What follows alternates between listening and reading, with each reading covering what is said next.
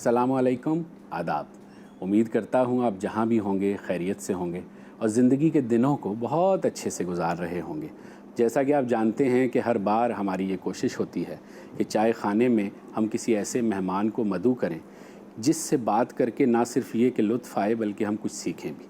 और ख़ास तौर पर ऐसा मेहमान जो मेहमान के तौर पर इस शहर में मौजूद हो तो उसको तो हम कोशिश करते हैं कि जाने ही ना दें आपसे मिलवाए बगैर।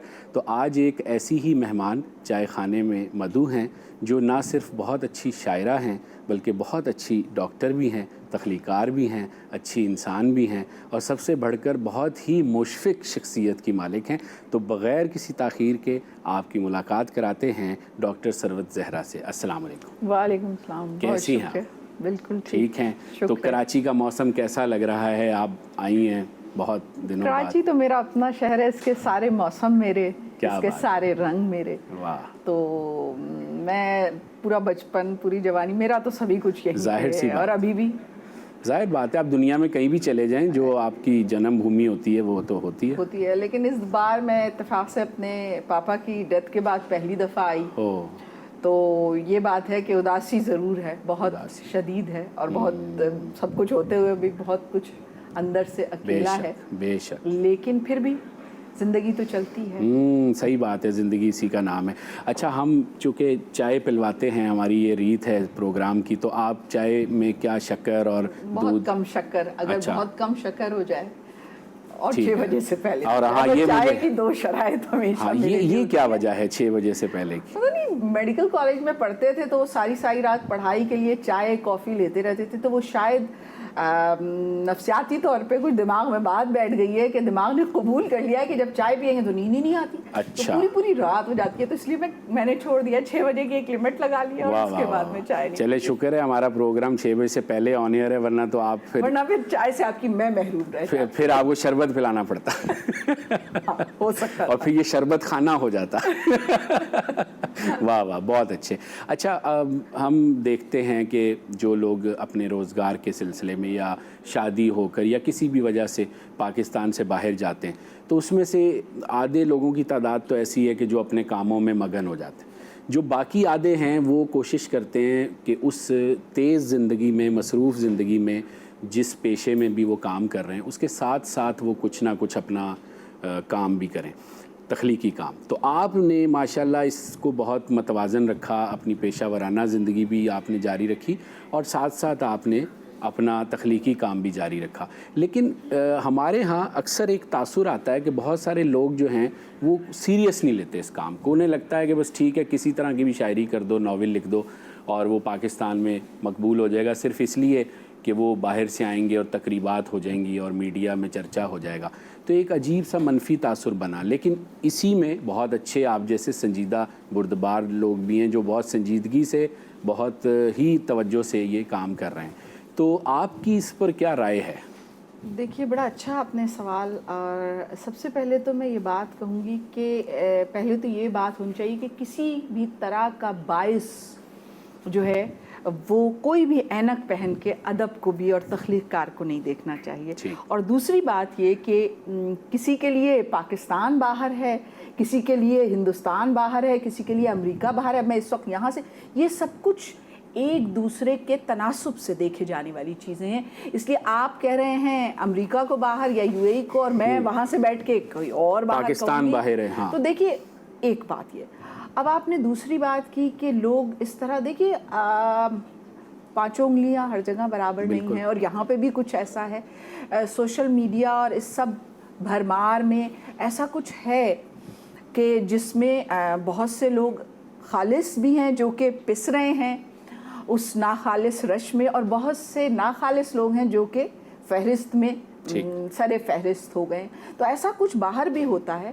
लेकिन देखिए, अब कहा जाए तो फहमीदा आपा कितने दिन हिंदुस्तान रही, इस वक्त इशरत आफरीन बाहर मौजूद हैं, तस्नीम आबदी मौजूद हैं और कितने मैं कहूँ हमारे जो सरकर्दा लोग हैं, इफ्तिखार साहब कितने दिन तक बाहर रहे। और मैं कहूँ कि पाकिस्तान का कौन सा ऐसा अदीब है, क्योंकि यहाँ की जो सोशो पॉलिटिकल मामलात हैं और फिर मईशत के मामलात हैं, اب آپ نے یہ سوال، وہ ہمیں لے جاتے ہیں باہر. اب پھر دوسری بات یہ ہے کہ میں کیسے کرتی رہی، تو مجھے نہیں پتا کہ وہ ہے نا کہ کچھ عشق کیا، کچھ کام کیا. تو میں ایمرجنسی ڈاکٹر ہوں، معیشت کے حوالے سے وہ بہت ضروری تھا میرے لیے، میں وہ کرتی رہی. ابھی کووڈ کے حوالے سے بھی میں مستقل آئی سی یو میں رہی اور کورونا کے مریضوں کو دیکھتی رہی. تو یہ تو میری معیشت ہے، میرے لیے شوق نہیں ہے. اور شاعری میرے لیے سانس کا مسئلہ ہے، میری دھڑکن کا معاملہ ہے، تو یہ بھی میرا شوق نہیں ہے. تو میرے لیے تو وہ کعبہ میرے پیچھے ہے، کلیسا میرے آگے، تو میرے پاس تو کبھی ادھر دیکھتی ہوں اور کبھی ادھر، اور اس کے درمیان کوئی اپنی زندگی گزارنے کی کوشش کرتی ہوں. باقی توازن ہوتا یا نہیں ہوتا میں نے کبھی سوچا بھی نہیں اور شاید ہو بھی نہیں سکتا. صحیح بات ہے. آپ کی کتابوں پر مجھے سب سے اچھی رائے ستیہ پال آنند صاحب کی لگی. انہوں نے کہا کہ آپ جو ہیں خاتون ہوتے ہوئے بھی وہ ایک تہذیب ہوتی ہے، ایک عورت ہونے کے ناطے، ایک ماں ہونے کے ناطے، بیٹی ہونے کے ناطے، یعنی بڑا آپ نے مینٹین رکھا ہوا. اور وہ کہتے ہیں کہ تجرید میں جانے کی بجائے یا کسی طرح کی مغربی افکار میں گم ہونے کی بجائے آپ نے مشرقیت کو پکڑے رکھا اور اپنی تہذیب کے ساتھ عورت کے خیال کو جوڑ کر اپنی شاعری کے ذریعے مختلف تصورات دیے. بہت ہی عمدہ ہے یہ ساری بات. اور میں نے آپ کی نظمیں پڑھیں، آپ کی غزلیں پڑھیں، اور بہت ہی ریلیونٹ جدید عہد حاضر کی شاعری ہے آپ کی. شکریہ. تو شاید اس کی وجہ جیسا قاری میسر آنا بھی کوئی معمولی بات نہیں ہے. نہیں بالکل اچھا کام تو اپنے آپ کو جو ہے وہ متوجہ کروا لیتا ہے. لیکن میں یہ سوچتا ہوں کہ اتنے، جیسے آپ نے انٹرنیٹ کا تذکرہ آپ کی شاعری میں ہے، ایک طرف یہ جدیدیت ہے تو دوسری طرف تنہائی اور تاریکی، اور پھر ایک طرف روشنی، پھر امید. تو یہ سارا سلسلہ جو ہے یہ کیسے بن لیتی ہیں، میں یہ جاننا چاہتا ہوں. میں تو زندگی کرتی ہوں اور عشق کرتے رہنا چاہتی ہوں.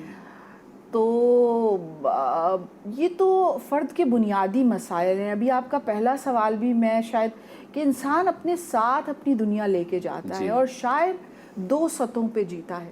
چاہے وہ میں یہاں بیٹھی ہوں یا کہیں بھی، کوئی بھی تخلیق کاروں میں شاعری کو کسی خاص اس میں نہیں، بلکہ سارے تخلیق کاروں کو جو نثر لکھ رہا ہے، جو شاعری کر رہا ہے، تو ہم لوگ 2 سطحوں پہ جیتے ہیں. تو میں بھی شاید ان 2 سطحوں پہ ایمرجنسی روم میں کٹے پھٹے جسموں کو سیتے ہوئے اور جلے ہوئے لوگوں کے درمیان، اور کبھی کبھار ریسسٹیشن ان کو بنیادی تنفس دیتے ہوئے بھی، میرے اندر جو میرا شاعر ہے یا میرا تھوڑا بہت جو بھی لکھنے والا ہے، وہ مجھے کبھی میری جان نہیں چھوڑتا، وہ مجھے کبھی گم نہیں ہونے دیتا. تو میرے اندر ایک معاملہ اندر چلتا رہتا ہے اور ایک معاملہ باہر کی سطح پہ چلتا رہتا ہے. تو وہ مجھے شاید اور کسی بھی تخلیق کار. لیکن ایک عام خیال ہے کہ یہ جو مسیحا ہوتے ہیں ڈاکٹر لوگ، یہ تو بڑے، چونکہ اتنا زیادہ ان کا واسطہ ہوتا ہے ان معاملات سے جن کا آپ نے بیان کیا، تو وہ عادی ہو جاتے ہیں، سخت اگر معنوں میں کہوں تو بے حس ہو جاتے ہیں.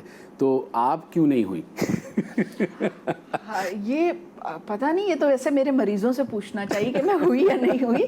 لیکن میں آپ کو ایک بات بتاؤں کہ میں نے کچھ جگہوں پہ یہ فیصلے کیے. میں آپ کو بتاؤں، جب گائنی میں آئی، اتفاق سے میں بھی اس وقت پریگننٹ تھی، اور گائنی میں ہاؤس جاب کر رہی تھی. تو میری جو گائناکالوجسٹ اور ارد گرد کے لوگ تھے، جب وہ میں نے جنا ہاسپٹل میں کیے، تو کبھی کبھار لوگوں سے جیسے بات کرتے ہیں وہ خواتین کے ساتھ ایک خاص وہ ہوتا ہے. تو میں نے فیصلہ کیا کہ میں یہاں کروں گی نہیں. گھر جا کے میں بہت روئی. پھر اس کے بعد میں نے دوسرے دن سوچا، میں نے اپنے اندر کو سمجھایا کہ مجھے یہ کرنا ہے اور اس سے کچھ مختلف ہونا ہے. اب میں پتہ نہیں کر پائی کہ نہیں کر پائی، یہ تو میں نہیں بتا سکتی. اور ایک بات آپ کو اور کہوں گی کہ شروع میں مجھے بھی ایسا لگتا تھا کہ میں شاید پاپا امی نے مجھے کہا اور سماج نے کہا اور میں اس طرف آ گئی، یہ میرا شعبہ نہیں تھا. لیکن جب وقت گزرا نا، تو مجھے لگا میں بہت خوش قسمت ہوں کہ لوگ چھالوں کی طرح آ کے کھل جاتے ہیں، اور لوگ دنیا کا سفر کرتے ہیں، لوگوں سے ملتے ہیں، انسانوں کی کہانیاں تلاش کرتے ہیں، اور میرے پاس کہانیاں خود چل کے آ جاتی ہیں. کیا بات ہے، یہ بہت اچھا پہلو ہے. صحیح بات ہے. تو مجھے ایسا لگا کہ یہ بھی ودیت ہوگی، فطرت ہمارے لیے کچھ کام کرتی چلی جاتی ہے اور ہم اس طرف بہتے چلے جاتے ہیں. صحیح بات ہے. شاید ایسا ہوا ہو. ٹھیک ہے. اچھا، پاکستان میں کرنٹینا کا جو دور گزرا وہ تو سب ہم لوگ جانتے ہی ہیں، اور آپ کو سب لوگ بتا بھی رہے ہوں گے اور آپ واقف بھی ہوں گی. لیکن آپ چونکہ دبئی میں مقیم ہیں اور وہاں آپ یہ ملازمت اپنی کرتی ہیں مسیحائی کی. میں تو مسیحائی اچھا لفظ ہے, ڈاکٹر کیا کہنا, تو اس میں دونوں برابر ہو رہے ہیں, شعری ضرورت بھی برابر ہو رہی ہے اور معاشی ضرورت. شکریہ پھر اس لفظ کا شکریہ. تو اس مسیحائی میں کرنٹینا کے دور میں دبئی جیسے ملک میں آپ نے کیا دیکھا, کس طرح مینیج ہوا, کس طرح دن شب و روز گزرے آپ کی, کچھ بتائیے. دیکھیے میں بہت اس لحاظ سے میں نے کہا کہ میں اب اپنے آپ کو خوش نصیب سمجھتی ہوں کہیں کہیں. اور پھر ہوا یہ کہ جب یہ شروع ہوا تو میں کچھ جاب سوئچ اوور میں 15-20 دن کچھ دن گھر پہ تھی, تو میں نے ایک عدد وی ڈاکٹرز کے نام سے یہاں پہ این جی او کے تحت فری جو پاکستان کے لیے آن لائن ڈاکٹرز کی وہ تھی, اس میں میں نے مستقل کام کیا اور یہاں مریض دیکھے. تو میں پاکستان کے مریضوں سے جڑ گئی, اور کووڈ کے حوالے سے پھر ان کو آگاہی دینا, یہ کرنا, پھر ان کا علاج کرنا ہی کرنا. پھر اس کے بعد یہ ہوا کہ جاب شروع کی تو اس کا وقت تو کم ہو گیا, لیکن میں آئی سی یو میں تھی اور وارڈ میں تھی اور کورونا ہاسپٹل میں تھی. تو میں جب اس کووڈ ہاسپٹل میں رہی تو میں نے اس سارے معاملے کو ایک آرٹسٹ کے طور پہ بھی اور پھر ایک ڈاکٹر کے طور پہ بھی دیکھا.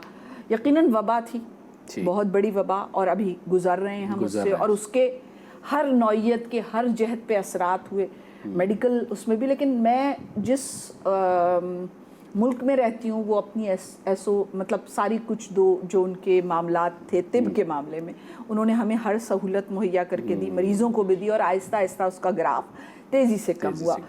پاکستان میں بھی مریضوں کو دیکھتی رہی اور پاکستان میں بھی علاج کرتی رہی, تو مجھے اندازہ ہے کہ یہاں کے مریضوں کو بہت مشکلات ہوئیں, جیسا کہ ہر سطح پہ ہمارے طب اتنا زیادہ مستحکم ادارے نہیں ہیں اور بہت سے کلینکس بند ہو گئے. وہاں پہ جو دبئی ہیلتھ اتھارٹی ہے اس نے سارے ہاسپٹلس کو پابند کر دیا تھا کہ آپ اپنے فلور مختص کر دیں, اور اپنے ڈاکٹرز کو اور نرسوں کو. ہم اس وقت بھی میں ہاسپٹل جاتی ہوں تو اپنی بیسمنٹ میں پہلے ایک اپنا ہاسپٹل ڈریس تبدیل کرتی ہوں, پھر ایک کورونا کا ڈریس کرتی ہوں, پھر ماسک لیتی ہوں, پھر اپنے آئی سی یو میں داخل ہوتی ہوں. جب میں واپس آتی ہوں تو اسی طرح سے میں گھر بھی آتی ہوں, لیکن پھر بھی میں اپنے گھر میں بچوں سے الگ ہو گئی, اپنی بہن سے الگ ہو گئی, پھر اپنی جو دنیا تھی میں ان سب سے کٹ گئی. لیکن اس کے باوجود مجھے خود کو وقت دینے کا بھی وقت ملا, اور میں نے دیکھا کہ ایک نئی کائنات پوسٹ کورونا کی صورت میں تبدیل ہو رہی ہے, عالمی تناظر میں بھی, پاکستان کی صورت میں بھی, اور یو اے ای کی صورت میں بھی. بہت سے بڑے بڑے ملک جو ہمارے سامنے بڑے دیو ہیکل تھے وہ دھڑام سے گر پڑے, اور بہت سے چھوٹے ملک جیسے کیوبا انہوں نے اپنے ڈاکٹروں کی فوجیں مختلف ملکوں میں اتار دی. تو مطلب دنیا ایک اور 9/11 کے بعد ایک دنیا بنی تھی, تو کورونا کے بعد بھی ایک اور پوسٹ کورونا دنیا بن رہی ہے, اور ابھی بھی بن رہی ہے, بالکل ایسا ابھی بھی بن رہی ہے, اور میں اس کو تعمیر ہوتے ہوئے میں اور آپ دیکھ رہے ہیں. اور دیکھیے آپ سوشل میڈیا اور انٹرنیٹ اور فاصلے اور پھر تعلیم اور یہ سارے, اور پھر طب, جی بالکل, کتنی نئی جہات. لوگوں کو احساس ہوا کہ اسلحہ اور یہ فوج اور یہ معاملات ہمارا اصل نہیں ہے, ہماری تو زندگی اصل ضرورت ہے, ہماری تو صحت اصل مسئلہ ہے. ہمارے لیے حفاظت کے لیے ہمیں اپنے سپہ سالار وہ نہیں چاہیے, بلکہ ہمیں اب ترقی کے وہ عوامل چاہیے جن کے ذریعے ہم دنیا پر حکومت کریں, سائنس کے ذریعے, طب کے ذریعے, معیشت کے ذریعے, انٹرنیٹ کے ذریعے, اور نئے رجحانات, سائنسی معاملات. بالکل ٹھیک ہے. میں نے آپ کی ایک نظم پڑھی, مجھے بہت حیرت ہوئی, برج خلیفہ. اس کو دیکھنے کے بعد ہمارے ہاں سے اکثر جب تیسری دنیا کے ممالک سے لوگ جاتے ہیں تو بڑے فخر سے سیلفی لیتے ہیں, اور وہ کوئی نہ کوئی ثبوت دیتے ہیں کہ ہم یہاں گئے ہیں. تو آپ نے اس کی جو بیہائنڈ سٹوری لکھی اور جو اس کے پیچھے کی ایک منظر کشی, تہذیبی خودکشی یا کچلے ہوئے احساسات یا عرب دنیا کی جو تاریخ کے میں نے معاملات جو اپنے تئیں میں سمجھ سکا اس نظم کے پیچھے, تو یہ کیا آپ عرب دنیا کا ادب بھی پڑھ رہی ہیں, کیا آپ کر رہی ہیں, کیونکہ وہ اردو کی دنیا سے ذرا سا ہٹ کے اس طرح کی چیزیں بھی آپ کے ہاں دیکھی ہیں میں نے. دیکھیے میں اتنی عربی تو بول لیتی ہوں کہ میں مریضوں سے ٹھیک ہے کام چلاؤں, لیکن میں نے ان کا سماج بہت قریب سے دیکھا. میں نے آپ سے جو بات شروع میں کہی کہ ایز اے ڈاکٹر، کیونکہ اتفاق سے میں یونیورسٹی ہاسپٹل شارجہ میں 7-8 سال میں کیا، اور وہ شارجہ کے جو شیخ ہیں انہوں نے، سب سے بڑا ہاسپٹل ہے وہ گلف کا، تو وہ وہاں پہ ان کی فیملیز آتی تھی، تو میرے پاس وہ عرب لوگ آئے، اس کے ذریعے جو میرے پاس، اور میں لکھوں گی وہ کہانیاں، کبھی زندگی نے مجھے موقع دیا تو میں لکھوں گی. میں نے، اور پھر ایک بات آپ نے برج خلیفہ کی بات کی، دیکھیے آرٹسٹ جو ہے، یا ہمیں شاید دکھ چننے کی عادت ہوتی ہے، ہم ہر جگہ سے وہ مسئلہ لے کر آتے ہیں جو بیہائنڈ دا سین ہوتا ہے. تو مجھے اس سب کے آگے، میں نے ایک بڑی طویل نظم لکھی تھی جو جب میں وہاں پہنچی تھی، زندگی کے ہجر میں. اس میں کیونکہ میں نے ان علاقوں میں بھی کام کیا ہے جہاں پر یہ مزدور، اور میں اس کو کالا پانی سے بھی کسی حد تک وہ دیتی ہوں، کیونکہ وہاں پہ میں نے اپنی عمر کے لوگوں کو، میں تو شاید واقعی اب عمر کے اس حصے میں ہوں، لیکن آپ پہچان نہیں پائیں گے ان کو، کیونکہ ہم سوچتے ہیں دبئی میں کوئی نوکری کر رہا ہے، لیکن وہ بیچارہ ایک شخص ان 7 لوگوں کے لیے جن کے لیے روٹی کما رہا ہے صرف ہو چکا ہو. بالکل بالکل. ایک چھوٹا سا بریک لینا ہے، اس دوران چائے بھی بن جائے گی، ہمارے دیکھنے والے بھی اپنی چائے لے آئیں گے. یہیں سے، اسی لمحہ موجود سے ہم گفتگو کے سلسلے کو آگے بڑھائیں گے.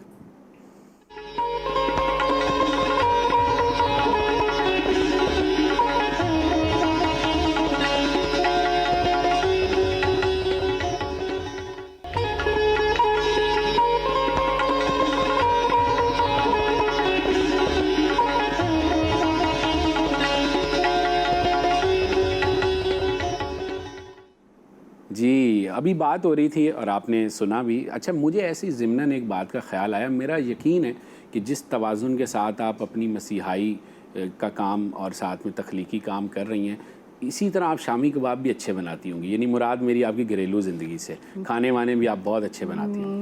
یہ جو ہے نا کھانا پکانا، یہ میرا شوق ہے. میرے لیے یہ ایک طرح کی کہا جائے کہ روحانی یہ بھی خوشی ہے.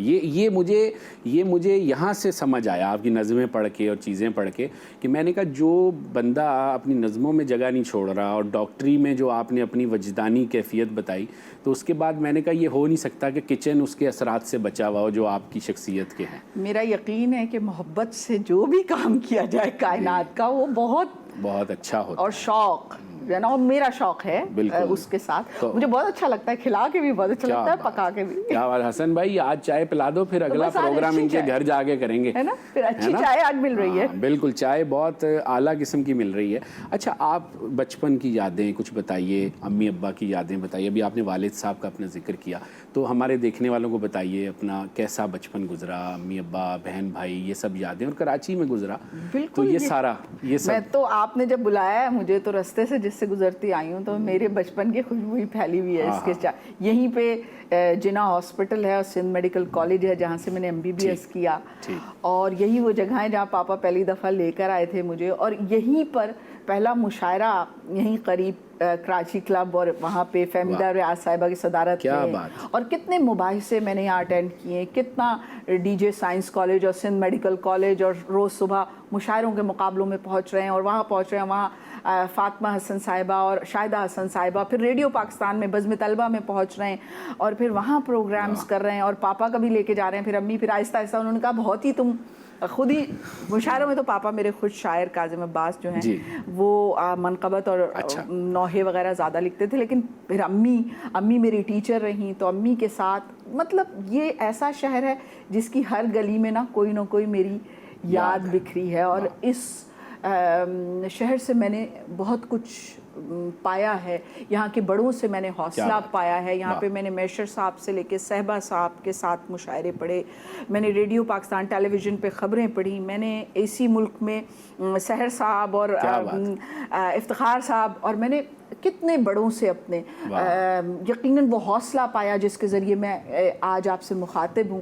میں نے وہ لفظ سیکھے ریڈیو پاکستان اور ٹیلی ویژن سے جس کے ذریعے میں اپنا تلفظ درست کر سکوں. میں نے ان سارے ایک دن میں نے یہاں پہ جو گزارا ہے وہ میرا میری ذات کا حصہ ہے، لیکن اس سفر میں سب سے پہلا حصہ میرے بچپن کا ہے، کیونکہ میرے پاپا گھر میں مشاعرے کرتے تھے اور ہوتی تھی. پھر اس کے بعد شادی کے بعد بھی کیونکہ میرے کیلاش جو ہیں وہ انہوں نے سندھی ادب سے تو ایک اور سندھی ادبی سنگت میں، اور پھر میں نے شیخ ایاز کی چیزوں کا ترجمہ کیا اور انہوں نے میرا ذکر کیا، اور پھر میں ان پھر آپ کی چیزیں انگریزی میں بھی انگریزی میں ابھی میری ڈاکٹر رضوان علی نے ونڈر لینڈ کے نام سے ترجمہ کیا، اور دیکھیے ہندوستان سے ترجمہ ہوا، سندھی میں کیلاش نے ترجمہ کیا. اگر کچھ سنائیں بھی تاکہ ذرا میں بلکہ اپنے دیکھنے والوں کو بتاؤں گا. یہ دیکھیے آپ ان کی ایک کتاب، اس کا یہ سرے ورق آپ دیکھ سکتے ہیں. اردو بازار سے ان کی کتابیں دستیاب ہیں، معروف جتنی کتب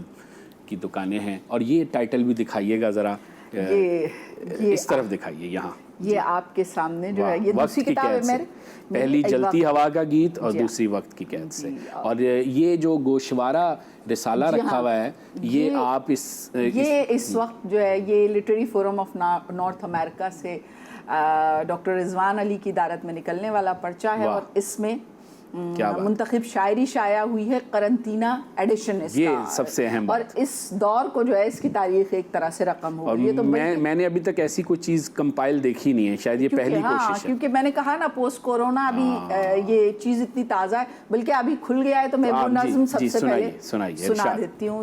اس نظم کا نام ہے گوشہ نشینی، اور اس میں شاید کہیں یو اے ای کی آپ نے زندگی کو کیسے دیکھا آپ نے اس کا بھی کوئی ذائقہ موجود. میں مری نہیں ہوں، میں مری نہیں ہوں مگر سانس روک کے دیکھنا چاہتی ہوں.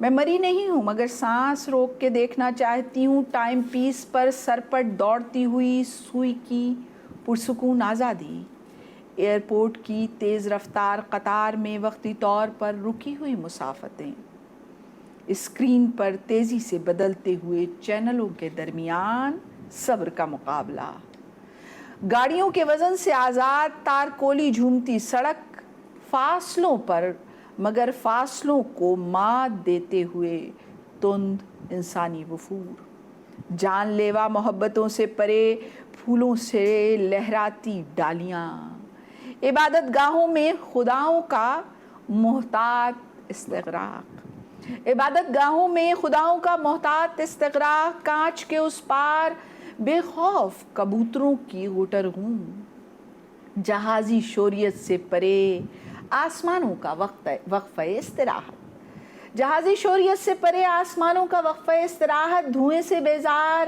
رات کے سینے پہ ٹکا ہوا دودھ جیسا سفید چاند، مشینیوں کی گراریوں کا بے پناہ سکون، تابکاری چمنیوں سے نکلتی ہوئی بے کیف آزردگی، چرب زبانوں کی اندوہناک اختراعی چالوں کی زبان بندی، وقفہ خواب میں تمہارے ساتھ آب و گل جیسی آدھی مگر پوری ملاقات. کیا بات، واہ واہ. وقفہ خواب میں تمہارے ساتھ آب و گل جیسی آدھی مگر پوری ملاقات. کیا بات ہے. تو یہ ذرا قرنطینہ کے حوالے سے بالکل یہ دیکھیے جی، یہ رسالہ اس کو بھی دیکھیں، اگر موقع ملے تو پڑھیے، بہت ہی عمدہ. اور میں چاہوں گا آپ اپنی کتاب میں سے بھی کچھ سنائیں. اور ایک بے ادبی کی بات ہوگی کہ شاعرہ مہمان ہو اور ان سے شاعری نہ سنی جائے تو گفتگو کافی ہم نے کی، تو اس لیے میں نے چاہا کہ ایک نظم. نہیں بہت شکریہ. یہ کیونکہ نہ چاہتے ہوئے بھی ہم جہاں ہوتے ہیں، تو ابھی آپ نے ذکر بھی کیا اس نظم کا.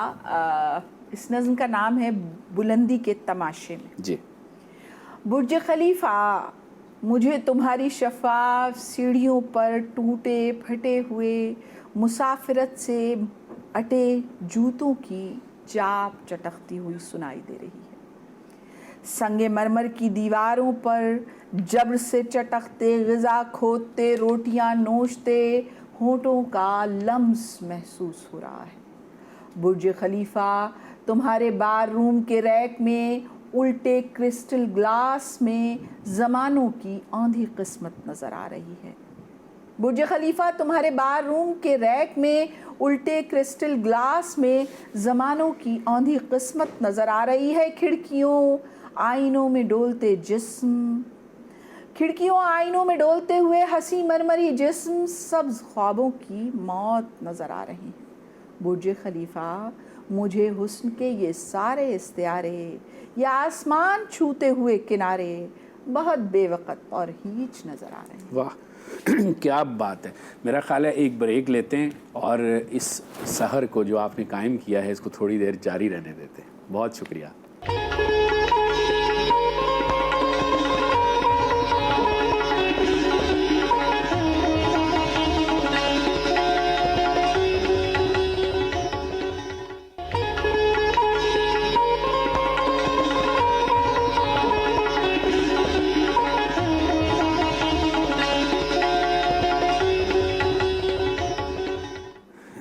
جی جو میں اکثر کہا کرتا ہوں نا کہ اچھے وقت کی بری بات یہ ہے کہ بہت تیزی سے گزر جاتا ہے۔ تو آپ سے بات کرتے ہوئے یقیناً میں سمجھتا ہوں کہ ہمارے دیکھنے والوں کو بھی بہت پتہ نہیں چلا ہوگا وقت گزرنے کا، مجھے بھی نہیں چلا، لیکن ابھی بھی تھوڑا سا وقت ہے۔ کچھ آپ غزل بھی کہتی ہیں تو کچھ غزل کے کچھ اشعار سنائیے۔ چند اشعار پیش کر دیتی ہوں کہ خالی خالی رستوں پہ بے کراں اداسی ہے، خالی خالی رستوں پہ بے کراں اداسی ہے، جسم کے تماشے میں روح پیاسی پیاسی ہے۔ واہ۔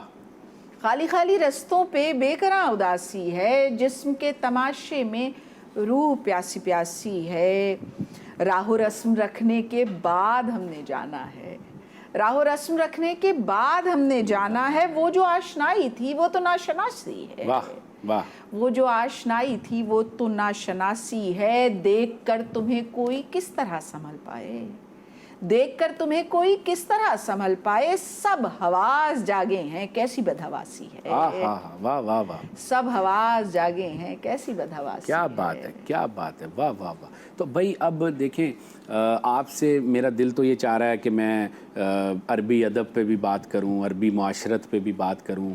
میں آپ سے یہ لیں چائے بھی آ گئی 6 بجے سے پہلے، اور شکریہ۔ اور میں آپ سے، آپ نے جو سینئر شعراء کے ساتھ مشاعرے پڑھے یا ان کے ساتھ صحبتیں رہی، ابھی ہم جون صاحب کا ذکر کر رہے تھے، آپ بتا رہی تھی ان کے ساتھ آپ کی نیازمندی کا رشتہ، اور اتنی ساری باتیں ہیں، لیکن چونکہ وقت کی تنگی ہے تو اور آپ کا کلام بھی سننا ضروری تھا، تو اس لیے میں نے بہت ساری باتیں ڈراپ کر دی کہ اگلی بار جب آپ آئیں گی تو پھر آپ سے بات کریں گے۔ تو یہ بتائیے کہ اب آگے کیا نثر کی طرف آنے کا بھی ارادہ رکھتی ہیں؟ کیونکہ میں ذرا کانشیس ہوا آپ کی بات سن کے کہ آپ کے پاس بہت کہانیاں ہیں، تو وہ افسانوں میں تبدیل ہوں گی، ناول میں تبدیل ہوں گی؟ پتہ نہیں، میں نے کبھی بھی، ایک تو پہلی بات یہ کہ میں جو تخلیق ہے اس کو ایک اسپیکٹرم میں دیکھتی ہوں۔ میں سمجھتی ہوں چاہے وہ مصوری ہو، چاہے وہ شاعری ہو، چاہے وہ نظم ہو، چاہے غزل ہو، یہ سب مختلف شیڈز ہیں اور یہ مل کے ہماری ادب کی پوری منظر نامے کو تخلیق کرتے ہیں۔ تو مجھے نہیں لگتا کہ ایک دوسرے سے جدا ہیں، پتہ نہیں کون سا رنگ کب کہاں پہ آ جائے، اور میں نے لیکن کبھی روکا نہیں۔ میں آپ کو بتاؤں 2 سال ایسے گزرے جس میں صرف میں نے میرا لکھی، یہ اب سے 2 سال پہلے کی بات ہے، اور صرف میں میرا کے بارے میں گیت لکھتی رہی۔ شاید وہ گیت بہت کم میں نے سنائے لیکن وہ لکھتی رہی۔ پھر نثری نظم، جس وقت کوئی بھی کیفیت آتی ہے تو شاید وہ اپنا حل یا اپنے جو وسائل ہیں یا جو طے کر کے آتی ہے، تو پھر میں اس پہ کوئی قدغن لگانے کی قائل بھی نہیں ہوں۔ کوئی بھی تخلیق کار نہیں چاہتا، تو شاید کبھی ایسا ہو جائے، اور میری خواہش بھی، اور شاید اور ہوا ایسا بھی، کچھ چیزیں لکھی میں نے، بٹ بھائی آپ نے نام لیا فہمیدہ آپا کا، فہمیدہ آپا سے میری بھی نیازمندی کا ایک رشتہ تھا۔ وہ ہمیشہ میں انہیں ایک اچھی شاعرہ سمجھتا تھا، وہ تھیں اچھی شاعرہ، لیکن وہ حیران کر گئیں اپنی زندگی کا آخری وہ ناول لکھ کے، قلعہ فراموشی۔ میں نے اپنے حلقہ احباب سے کہا کہ یہ کسی بھی طرح سے راجہ گید یا اداس نسلیں یا اس سے کم نہیں ہے، آگ کا دریا سے۔ تو یہ آج کے زمانے کا آگ کا دریا، جس طرح انہوں نے ترجمہ، بھئی کوئی معمولی بات ہے کیا؟ اور آپ دیکھیں کہ ان جیسی خواتین تو خیر کشور آپا بھی ہماری ایسے ہی شامل ہیں، اور دیکھیے کیسے کالم لکھیں گی تو کالم پہ چلے جائیں گا معاملہ، اور جب نثر لکھیں گی تو نثر۔ اصل میں بات یہ ہے کہ آپ کے اندر احساس موجود ہے، آپ کے اندر وہ اداسی یا وہ زمین موجود ہے کہ جہاں پر آپ لوگوں کے دکھوں کو محسوس کر سکیں یا اپنے دکھوں کو بھی، اور اپنا سچ لکھ سکیں، اور آپ اتنے سچے بھی ہیں۔ تو اگر یہ بات ہے تو پھر میں نہیں سمجھتی کہ زندگی کس حصے میں ہم کیا کر رہے ہیں اور کون سی جہت اپنا رہے ہیں اس سے۔ تو آپ کے خیال سے جو ہماری نئی نسل کے بچے ہیں، لڑکے لڑکیاں ہیں، سوشل میڈیا کا دور دورہ ہے، اپنی نظمیں لکھتے ہیں، تنقید بھی ہوتی ہے ان پہ، لیکن آپ کا کیا مشورہ ہے کہ اب زیادہ مشکل دور ہے، وہ صبر نہیں کرتے، ادھر لکھتے ہیں، قلم زد ہوتی ہے اور وہ میڈیا پہ کسی جگہ ڈال دیتے ہیں، سوشل میڈیا پہ، آپ کا کیا مشورہ ہے ایسے نئے لکھنے والوں کو، کس طرح وہ اپنی تخلیق کو بہتر کریں؟ دیکھیے میں تو کہوں گی کہ کوئی بھی معاملہ ہو، عشق ہو، محبت ہو، شوق ہو، اس کے اندر یا کھانا پکانے میں بھی نا آپ کا جو صبر ہے نا، جو اور جب عورت یا مرد بھی، ہم کوئی بھی کریشن جتنی بلند مرتبہ ہوگی اس میں وقت بھی دینا ہے، اس میں صبر بھی کرنا ہے، اس کے پروسیس ہونے کا ایک وقت ہے. اور یہ بات طے ہے کہ ہماری جلد بازی جو ہے وہ بعض اوقات ہمیں، کیونکہ ہم سب کے اندر ایک نقاد موجود ہے، اور وہ میں تو خیر خوش قسمت ہوں کہ مجھے گھر میں بھی میسر آیا ایک نقاد، اور پھر میں نے آپ کو جیسے نام بھی لیے، مجھے ایسے لوگوں کی صحبت نصیب ہوئی. جان بھائی کا آپ نے نام لیا، افتخار صاحب ہوئے، مطلب پھر تنقیدی نشستیں انجمن ترقی پسند مصنفین ہوئی، پی ایم اے میں ہوتی تھی، حلقہ ارباب ذوق کی، پھر ہم یو اے ای میں کر رہے ہیں مستقل. تو دیکھیے یہ سب ہم کرتے رہے، ہم سیکھتے رہے مستقل. کیا بات ہے. بس یہ بے ادبی کی بات ہے، اتنی اچھی گفتگو ہو رہی ہے اور ہم یہ کہیں کہ ہمیں یہ محفل ختم کرنی ہے، لیکن ختم ہونے کا وقت آن پہنچا. آپ کا شکریہ، آپ نے وقت نکالا، آپ آئیں، اور آئندہ بھی جب پاکستان آئیں ہمارے چائے خانے کو یاد رکھیں، اور اسی طرح اچھی اچھی گفتگو آپ سے کریں گے. میں چاہوں گا کہ جاتے ہوئے میں اپنے ناظرین سے اجازت لوں گا، آپ بھی اجازت لیں گی، اور ہم اختتام کریں آپ کی کسی نظم پر، آپ ہمیں کچھ سنائیے. اور اسی کے ساتھ ناظرین مجھے دیجیے گا اجازت، اس امید کے ساتھ کہ ڈاکٹر ثروت زہرا کی گفتگو نے آپ کو محظوظ کیا ہوگا، اور اگلے کسی پروگرام میں پھر اسی طرح کی اچھی سی شخصیت کے ساتھ دوبارہ حاضر ہوں گے، اور ان کی نظم سنتے ہیں، اور آپ سے میں اور ڈاکٹر ثروت زہرا اجازت چاہتے ہیں. بہت شکریہ آپ کا، بہت اچھی، اور مجھے بھی وقت گزرنے کا پتہ نہیں چلا. شاید یہ جو نظم ہے یہ کہیں، یہ نظم جو ہے میری حیرت کدا، اس نظم کا نام ہے. گریباں سے پہلے یہ گردن، گریباں سے پہلے یہ گردن، تو گردن سے پہلے مہربان مہروں کی خود پر چڑھائی. گریباں سے پہلے یہ گردن، تو گردن سے پہلے مہربان مہروں کی خود پر چڑھائی. قلم روشنائی سے پہلے یہ انگلی، قلم روشنائی سے پہلے یہ انگلی، تو انگلی سے پہلے رگوں کی ترائی. صداؤں سے پہلے دہن یہ زباں، اور اس سے بھی پہلے یہ اسبی کڑھائی. تماشے سے پہلے یہ پتلی، سفیدی کی اریاں تنابیں، اور اس سے بھی پہلے اندھیری لکیروں کی کھائی. سفر تجھ سے پہلے قدم، اور اس سے بھی پہلے ارادوں کی ہیئت قضائی. میرے دل میں تو تیری خواہش، میرے دل میں تو تیری خواہش، تیری خواہشوں سے بھی پہلے گپھاؤں کا باسی تنفس، میرے جینیاتی نظاموں کی پہلی لکھائی. میرے دل میں تو تیری خواہش، تیری خواہشوں سے بھی پہلے گپھاؤں کا باسی تنفس، میرے جینیاتی نظاموں کی پہلی لکھائی. تو پہلے سے پہلے کی کیسی جدائی. کیا بات. تو پہلے سے پہلے کی کیسی جدائی. کیا بات ہے. بہت شکریہ. بہت شکریہ.